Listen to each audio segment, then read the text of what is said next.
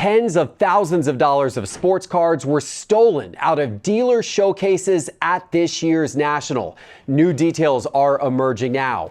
Does the National need to do more to beef up security, or is this on the dealers for not protecting their cards well enough? We'll give you all of the details and debate next.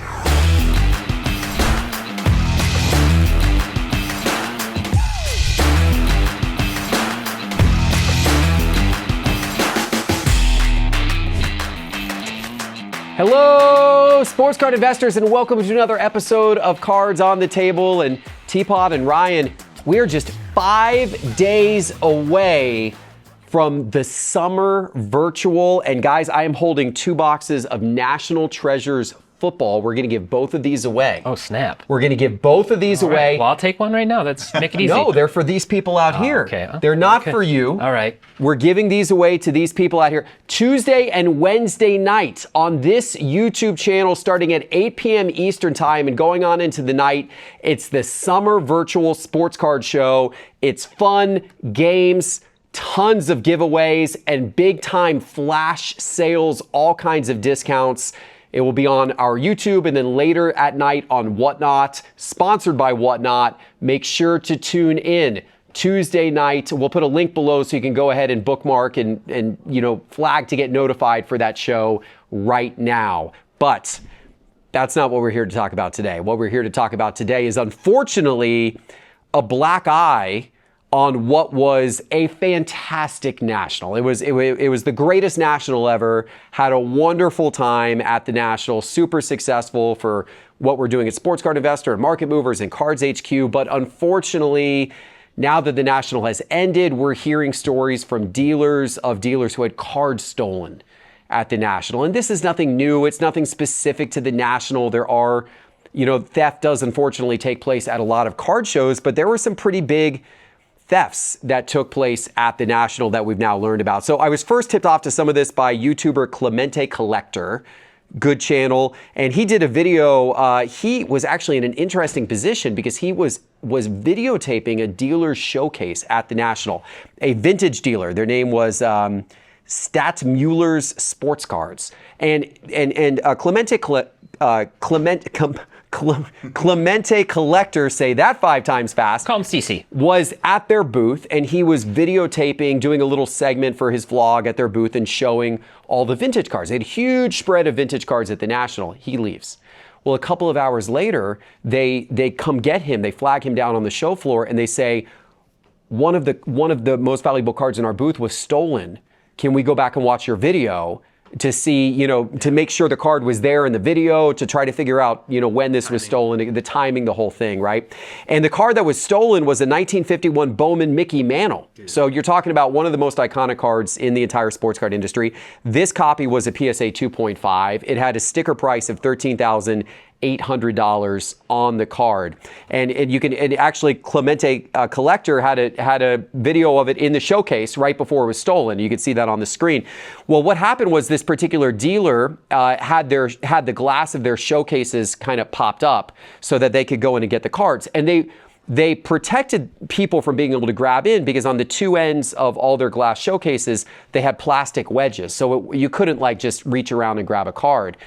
But apparently what happened was somebody was distracting the dealer at one end of the table, let me see these cards, and then somebody else actually separated 2 of the showcases. They kind of stuck their hand in between a couple of their showcases, pushed them apart, and then they reached in and grabbed the card because those sides of the showcases weren't protected by the plastic wedges. Only the end was. They didn't anticipate somebody physically moving a showcase and grabbing a card, but that's apparently exactly what happened. But then, soon to find out, nearby at another dealer table, just a couple of tables down, a dealer had a 1986 Fleer Michael Jordan PSA 5 stolen from their dealer booth. And we'll put a copy of that on the screen, a photo of that exact card actually, on the screen for people to see in case they come across this copy. In this case, the dealer had showcases that were all closed on their table, and the dealer was at the opposite side of their table helping a customer, and apparently, as best people can tell, somebody just lifted up the showcase glass and stuck their hand in and grabbed the Jordan and walked away. And then a third dealer right by these other two dealers also reported that they had a valuable card stolen out of their showcase setup as well. So somebody was clearly targeting this particular row of dealers, and maybe it was a two-person job where someone was set in to distract while the other person was grabbing the cards. It's not entirely clear. But this happened, and there was a lot of cards taken, unfortunately. And this was not just unique to this row of dealers. Unfortunately, even this struck multiple parts of the show. And unfortunately, even in our Card Kids trade zone, we had a couple of kids who had cards taken out of their cases. Now, in that case, we believe they were taken out by other kids because we only allowed kids in the Card Kid trade zone. But unfortunately, there was apparently a kid going around lifting a couple of cards off of other kids. Horrible. We were devastated. Kids told us about it. We were devastated that would happen in a, kid-only area on the national show floor. Now, how we responded to that when we heard about this is we had security cameras overnighted to us, and then the next day we put security cameras up within the Card Kids trade zone, which is something that I didn't think we were going to need to do. But obviously after that happened, it was like, oh, we got to do this. And so we put up security cameras, and then we put up signs saying this area is under video surveillance. And thankfully, after we did that, we didn't have any more incidents that we know of any kids having cards taken during the show. But, the National is the biggest card show of the year. So I guess it's the most likely, potentially for stuff like this to happen. But the National also does say that they have a lot of security. They have plainclothes officers. They have people, officers in uniform and that kind of thing. But it obviously wasn't enough to prevent this kind of stuff. So when you hear stories like this, does this make you feel the National needs to beef up security, or does this make you feel like the dealers themselves need to take security more seriously? Ryan, you were running our Cards HQ booth, where at any given time we had hundreds of thousands of dollars worth of cards on display for people to buy. So this, I'm sure, hits home to you. When you hear about this, how do you react? Yeah, man, it's heartbreaking. I've been a dealer for the past few years at the National, and I know a lot of those dealers, that's one of the only shows they do the year. They bring out their best stuff. They bring out their stuff that really makes them go over the edge of their year. They do a lot of their profit at the National. It breaks my heart that a card like that would get stolen. In terms of security for the National, or should vendors be protecting themselves? Probably a mix of both. I mean, this year was record-breaking. More foot traffic. I mean, you could barely move in the aisleways even on a day like Wednesday, which you wouldn't really see that back in the past. But with them bringing their highest-end cards, that's truly heartbreaking. What I would recommend doing, a lot of the dealers, they use those rental showcases. The second dealer that had that Jordan stolen, he was using tape to lock it because the keys didn't work. It's not a terrible investment, especially with you have high-end inventory like that, to just go and possibly buy your own. The keys work, the glass isn't scratched, just to protect yourself. I did look up these cards that were stolen. Unfortunately, these people haven't submitted it to PSA yet because the cert numbers aren't deactivated yet. I recommend both of them contacting PSA, getting the cert numbers deactivated, because that provides a dealer like us, when we're buying cards, we look up the cert numbers on PSA. If they're deactivated, it's immediately a red flag, so we can be alarmed of that. Yeah, those are actually really good. Those are really good points. That's very good advice. Yeah, and then security cameras like we got for the Card Kids trade zone. I didn't even think about that for the Cards HQ zone. But starting next show, we're going to put tower cameras up. I mean, it just makes sense nowadays. Yeah, you can get, as we found out, because we had to scramble and figure out a solution for the Card Kids trade zone. So as we found out by doing a little bit of web research, you can get cameras that don't even require Wi-Fi that will internally record to memory cards. And that's what we did because we were worried the Wi-Fi signal might not be good enough to send it all to the cloud. So I'm like, let's get internal recording cameras with memory cards that will save 24 hours of footage or something, and put those up, and then that way if there's an incident we can pull the memory card and go back and watch what happened in real time. How much was the investment? They weren't that expensive. I think these things, I believe they were less than $100 each, or around $100 each. Yeah. If that saves you a Jordan Flair, it's totally worth it. Yeah. And then we had obviously have to figure out a way to kind of affix them, but you can get pole systems, connect them to the side of the table and put up a pole. that to me, like, I think that's maybe a must do now for dealers at car shows. Teapot, what was your thoughts when you heard about all this, and what do you think? How should this be handled? I think the camera thing was the first thing that came to mind. Like even before you mentioned to me that just having them overnighted, like a lot of YouTube content creators who set up as dealers at shows do that. Like they just have cameras set up. Some people do it just to like record their sales into the camera. So they'll be like, I traded this for this plus this cash, so they can do all their bookkeeping. Now you add an extra layer of security to the mix with that, and I think that's like very smart. It's a deterrent when people just see something. Honestly, even having a camera that isn't real would probably deter most people. Like people do this fake security cameras around their houses just to say like, I see you, person that's thinking about doing something shady. So I think that's a really good idea. Unfortunately, even in spite of everything you just rattled off, was probably only the tip of the iceberg that happened at the show. I'm sure a lot of individuals had stuff nicked and stolen and taken at trade nights and other things. It's a real problem. You have to be really, really careful. I did a study abroad in France when I was in college, and I had my like digital camera stolen. Even going over there, like being aware, it was like this brand new digital camera, all like 3 megapixels or whatever back then. And it got stolen like right off a bench next to me, just because it wasn't hooked to my person. And so there are people who are very adept pickpockets, sleight of hand, moving quickly, and they target this. They're not going to go away. Those people will not disappear. If the National can take measures to ramp up security too, and make it that much more difficult, it would be great. I don't know if there's a way to like create there's like scammer lists on Facebook and stuff, like to have an actual built app network at the National that would say like, report your stolen cards here if you have the certs, so that people can be on the lookout while they're at the show.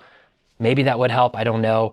But overall, yeah, it's disappointing in the card kids trade zone when you have kids that are offenders and doing this type of stuff too. But unfortunately, a lot of that behavior starts at a young age and just perpetuates into adulthood, and it's difficult. It's a rough situation overall. I like a couple of your suggestions. I mean, there are so many people buying at the National, but as you said, Ryan, like as part of our buying procedure, if people bring us PSA certified cards, we look up the cert numbers. So if there was some way to like alert about cards stolen, maybe PSA can get that noted on their cert lookup immediately during the National or something like that. It might prevent other buyers, because it's possible that someone stole these cards and then literally walked halfway across the show floor to someone who was buying cards. You wouldn't even have to it's not like you'd have to look up every card you're buying. Somebody just reports it in and you go, okay, if somebody walks up with a 51 Mantle or a PSA 5 Jordan, like I'm going to double check the cert here and make sure that it's like not, what it is. One other thing is like they actually sell these cheap. There's probably a way to rig it up. I don't know this for a fact, but even for home doors, basic security where there's like an alarm, we had them for our kids actually to just make sure they weren't like running outside without us knowing.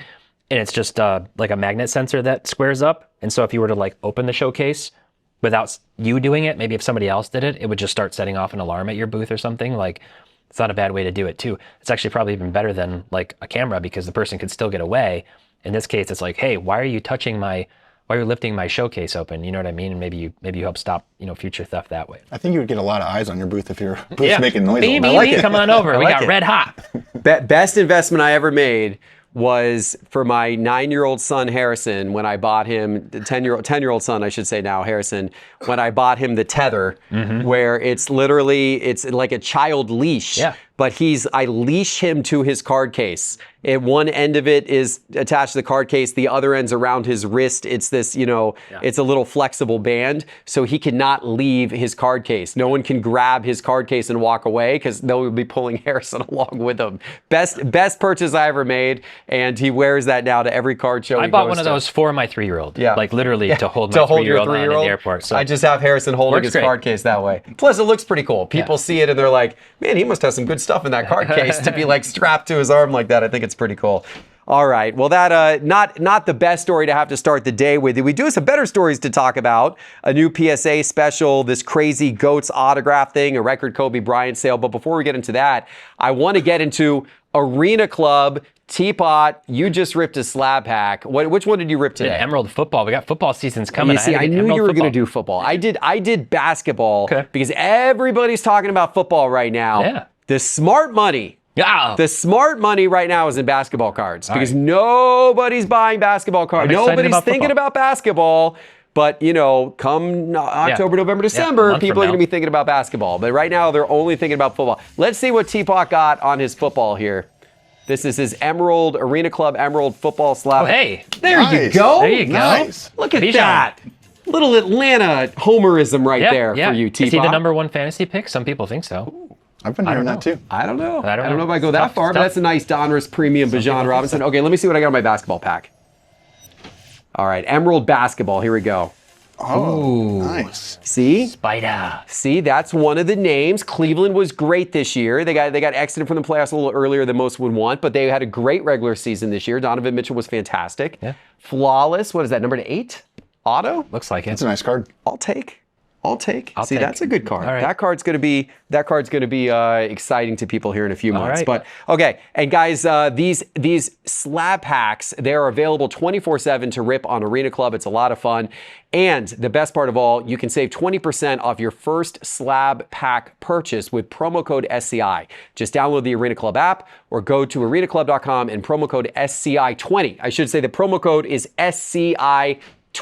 Don't forget about the 20. Promo code SCI20 gets you 20% off your first slab pack purchase. Okay, guys, let's talk about PSA launching a new grading level / service with a discount that is causing some controversy amongst hobby collectors right now. So here's what's going on. We know PSA is fairly backed up at the moment, right? And, some people are kind of concerned about their turnaround times and everything like that. But that didn't stop PSA from introducing a new, faster, cheaper grading service, but with a catch. And this is called the new PSA Grade and Sell Special. And what this is it's actually taking their regular service level, which is a quite a bit expedited service level. Normally, I think it's a $75, $75 service level. I think it's generally a 10 business day. So it's much quicker than the bulk submission, which is right now running 3+ months. They're taking that service level and they're discounting it by 33%. They're taking the price all the way down to $49.99, which I think makes that a lot more attractive for people. But here's the catch. In order to get that discount, you have to commit to selling the card immediately after it's graded. Right after the card is graded, the card will then immediately be sent to a eBay auction that PSA will run as part of their PSA store on eBay.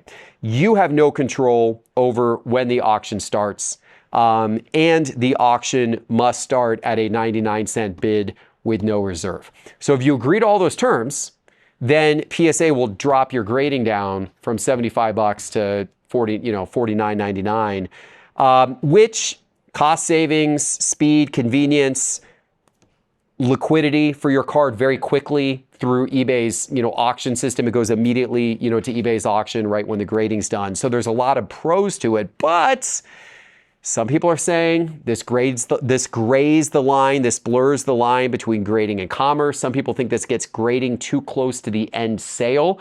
And some people go as far as saying this is a total conflict of interest because PSA, the company grading the card, is now also selling it for you all as part of one package.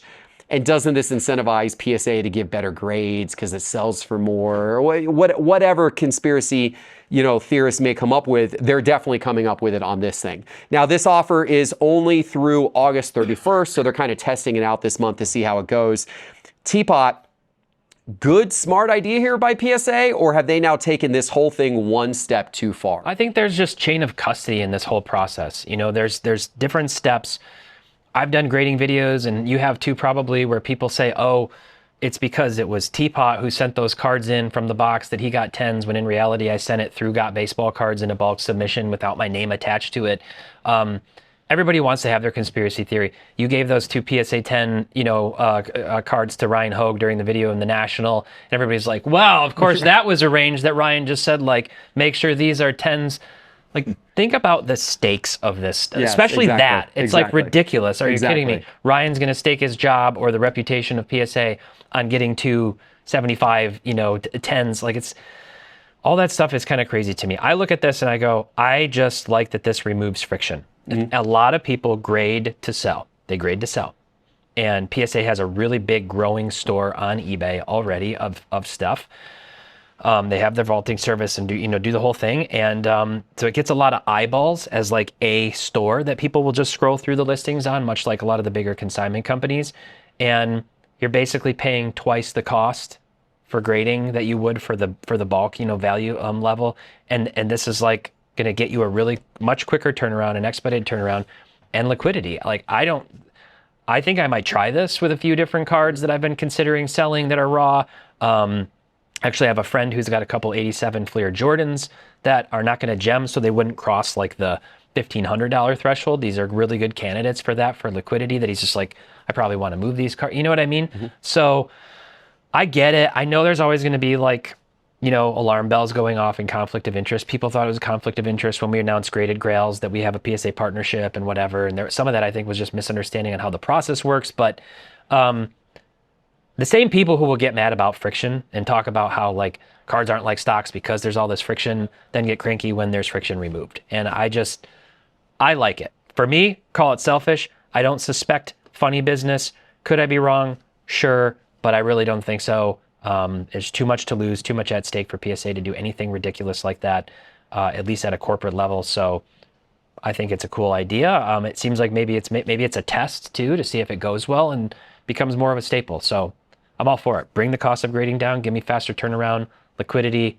What's not to like? All right. Is this pro collector, as Teapot says, or where are you on this ride? I definitely think it's pro collector. I think liquidity is important in the hobby. Being able to get out of your cards and get cash if you need, you know, a car repair, or you just want to buy different cars, different sports. I think it's great for the hobby. But me personally, I collect the PSA 7s and 6s that I've gotten over the years. I have an excellent PSA 7 collection. The staple of my collection of failed grading is a 1.5 Lamar Jackson, Pop 1. That takes some talent. 1.5. 1.5. Interesting grade. A card that you submitted thinking you had a chance at a 10? Yep. Wow. It looks good too. I'll show you someday. Wow. But I wouldn't want to automatically have to sell those. Because I mean, you're going to get smoked on the 7s and the 6s. Personally, I wouldn't want to risk it. That's a fair point. It's a fair point. It's That's like true. You don't know what grade you get, right? And if it's going to come back, it will just automatically go. That's a fair point. If it gets a really surprisingly bad grade, which happens to all of us. I've done grading reveals where it pops out a PSA 5, and I'm like, how did that happen? All these cards I scanned, and I thought that they all had a shot at a 10, and all of a sudden that one's a 5. Yeah. You know, so in that case, if you'd submitted a card like that, it gets a 5. It's off at auction. You can't cancel it. That's part of the terms. You can't cancel it. You can't stop it. Doesn't matter what the grade is. It's getting auctioned. Yeah. So that's true. That would hurt you. That would sell, unfortunately, for significantly less than raw. Yeah. Whether it should or it shouldn't for most ultra modern cards. Yeah. So yeah, interesting points. Good things to think about. I think it's great they're doing it too. I think it's great they're removing the friction from the process. But you know, to each his own. If you don't like the service, don't have to use the service. I'll tell you something I think we all are going to agree is pretty cool. There is a collector, Patrick Ryan, the P. Ryan Collection. He's been on our show before. I did a big trade with him at the National. Patrick Mahomes card for an autograph. That was my favorite trade. That was a great trade. I love that. I love that. I got to bring that Mahomes someday. Yes. But he put together this Sports Goats autograph page. And I got to say, this thing is impressive. So he started by getting an autograph book that had Babe Ruth and Lou Gehrig in the autograph book. He took out the Babe Ruth page. So he had a separated page of paper with Babe Ruth's autograph kind of in the middle of the page in a good amount of space. And he came up with the idea of what if he could go get who, in his opinion, is the GOAT of every sport to sign this same page. So it already had Babe Ruth on it. So that was his baseball box, at least in his opinion. The Babe Ruth box checked baseball. So he went and got Tom Brady. He went and got Wayne Gretzky. He went and got Messi. And then he finally ended by getting Michael Jordan. That was the one that he knew all along was going to be kind of the toughest one for him to get, the least accessible, the one that signs the least, all that kind of stuff. But he got Jordan as well. And then when he finally got it all done and he got the Jordan signature, he brought it to the National and he had the opportunity to show Tom Brady at the National that he had completed it. Brady was the first to sign it next to Babe Ruth. And now he was able to show Brady he got all the other guys to sign it. To where Brady was pretty excited and thought that was pretty cool. Now, some people suggested maybe he should have added Tiger Woods to it as well, but he said he wanted to keep this as the people, in his opinion, who are the GOATs of the team sports. So it's a pretty incredible piece of memorabilia, or not memorabilia, but a pretty incredible, piece of a collection, certainly. Is this the coolest or one of the coolest collecting stories and accomplishments of all time. Where do you rank this, Teapot? This is unbelievable. Honestly, unbelievable. I sent Patrick a message on Instagram when I saw this and was just like, dude, congrats. Like, that's unbelievable. And there's that little chip on the shoulder kind of thing of like, they said I couldn't do it, you know, and here we are. A few thoughts on this. Generally, like, cut autos don't super appeal to me, and like other just like, oh, here's a Babe Ruth auto, like on a thing. Like, it doesn't appeal to me as much as, like, say, a vintage on-card auto, which I know was sacrilegious years ago and is now pretty cool. But just like having something on a paper or a cut check auto and stuff doesn't appeal to me. But like when it's all you can do, when it's all you can get, and you build upon it in this way and you get the rest of them like checked off the box, like even to get access to those 4 athletes is unbelievable. I always get like almost secondhand discomfort at the idea of even like asking people for autographs. Like, it just, I don't like to bother people. I just don't like to bother people. Like, oh, can I have your autograph?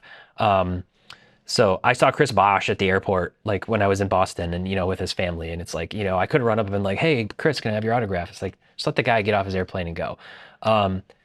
But if you do it tactfully, and I think that's something that Patrick, like from what I've seen and how he interacts, I've seen some videos and things, like he usually brings gifts. He talked about how he had something for Brady when he got it signed and all of that stuff. It's like, he goes about it the right way. And he's I would say like a professional in the sense of doing it like very respectfully.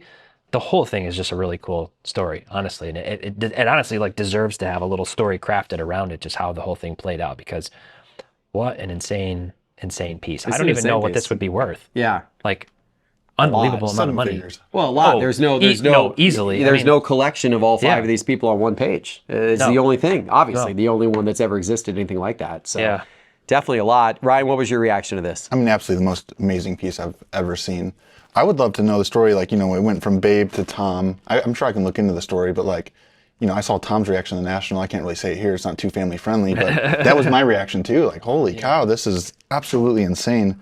Like when Jordan signed it, I mean, I'm sure they had a conversation for a second because Jordan had to recognize what he was signing with all these people on this. Yeah. Was the story of how he got Jordan ever published? I haven't. I Yes. got to ask him. Did he was. publish it? Yeah, gosh, wish I could remember the details, but Did you trade him a couple of cigars? there or was something? some way he did a video, I believe, talking about how he convinced MJ to sign it. He got some connection. Go I to know, his I page don't- because he did a yeah. video on it, Okay. breaking it all down, and I just, for some reason, the details are escaping me, but yeah. It's a wild piece. It's truly what I love. I love like truly unique, one of a kind stuff. I mean, this checks all the boxes of truly unique, one of a kind, greatest athletes of all time. Like, super Yeah. cool piece. Super Even cool if it was piece. just one of them, it would be cool. Yeah. And then you add another, and then you add another, and Yeah. it's all the goats on one piece. Yeah, it's absolutely awesome. incredible. It's awesome. Also awesome is the fact that a Kobe Bryant 2015-16 Flawless Logoman Auto 1 of 1 privately sold this month for, sit down, $2.3 million. We're not talking a rookie. We're nowhere near a rookie card. You're not talking first year of Flawless. You're not talking even Kobe's first Logo Man, because it wasn't that either. He had multiple Logo Mans before this one. You're talking just a really nice looking 2015 Flawless Logo Man Kobe Bryant 1 of 1 auto card. $2.3 million. This makes it the highest recorded sale of any Kobe Bryant card of all time. Yeah. Kobe alone, or any Kobe? I believe any Kobe just Bryant card. any Kobe, no any matter Kobe what? Bryant card, Yeah, yeah. wow. Any Kobe Bryant card of all time. Wow. Well, he's on you've got the Kobe dual autos, and That's what that, so maybe Yeah. Kobe Jordan dual auto. Yeah. So yeah, well, you got one of those for sale right now at Heritage, right? Yes. So that one would Yeah. break this record. Yeah. But certainly a Kobe alone card, yes. Most expensive Kobe alone card at all time. And of course, it was bought by prominent collector Shine 150, which when I saw the sale, I instantly thought, wonder if Shine bought that, and then I read that Shine bought that. What do you make of this, Teapot? This is really a big sale. All right, so we saw the 2003 Upper Deck Ultimate Collection, Ultimate Logos, Signature, signed, game used, Logo Man patch card, all the things, PSA 9, Auto 9, that sold on gold in August of last year for $1.6 million. This is obviously another big sale. As these things have been happening, it doesn't matter if it's Jordan, Kobe, LeBron, some combination of the 2 or 3, these record sales keep happening and these cards keep surfacing out of, who knows where, some closet in some place.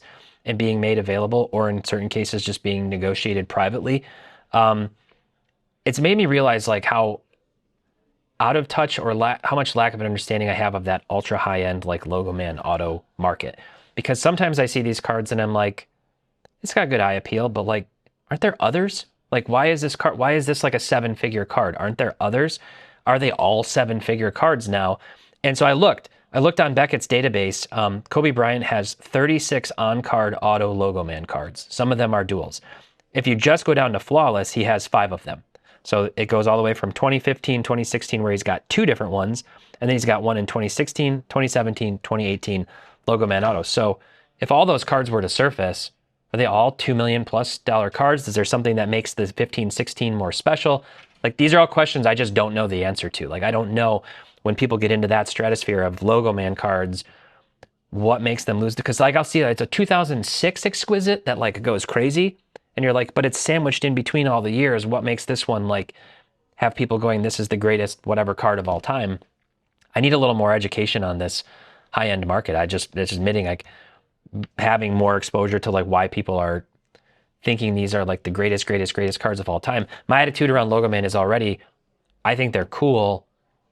Somehow they've become like the best thing possible in the universe, and I don't know that I agree with that. I really like them, but the premium is unbelievable to me for what ends up on a player's jersey 82 games of the year plus playoffs and other things. Like I don't always get it. 2.3 million. It's a lot. What did you think, Ryan? It's a lot of money. I also looked at the Becker report, and the 2018-19 one did grade a BGS 9.5. I saw the one that Shine bought was raw. I'm wondering if he has plans to grade it.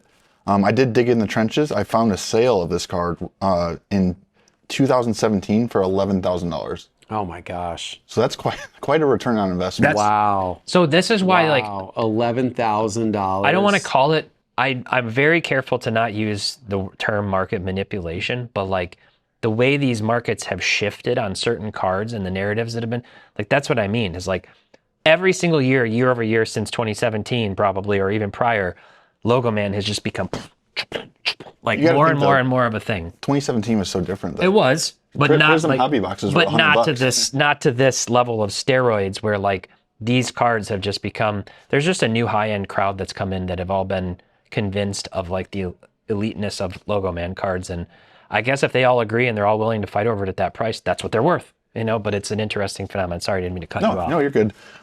Me personally, I would rather have the green PMG, the 97 PMG.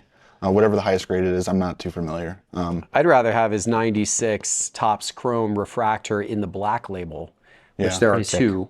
One of them sold for 1.7 million at the peak, but then resold a couple years later for, I think it went for like 900,000 when it resold. I'd rather have that card, to be honest with you. But in the black label, that card was perfect. That no greening, just an unbelievable. I'd rather have a whole bunch of other cards that would equal 2.3 million. But hey, Shine's got good taste. He knows what he's doing. So I don't know. What do you guys think? What do you guys think out there of that sale? Is that where you would plop $2.3 million? Let us know in the YouTube comments. And don't forget, guys, next Tuesday and Wednesday night, the virtual summer games. We're giving away national treasures and so much more and all kinds of great sales. It's here on this YouTube starting at 8 p.m. next Tuesday and Wednesday night. And then, of course, don't forget Arena Club. Promo code SCI20 for 20% off a slab pack opening for your first purchase today. Thanks for watching. We'll see you soon with our next one. Take care.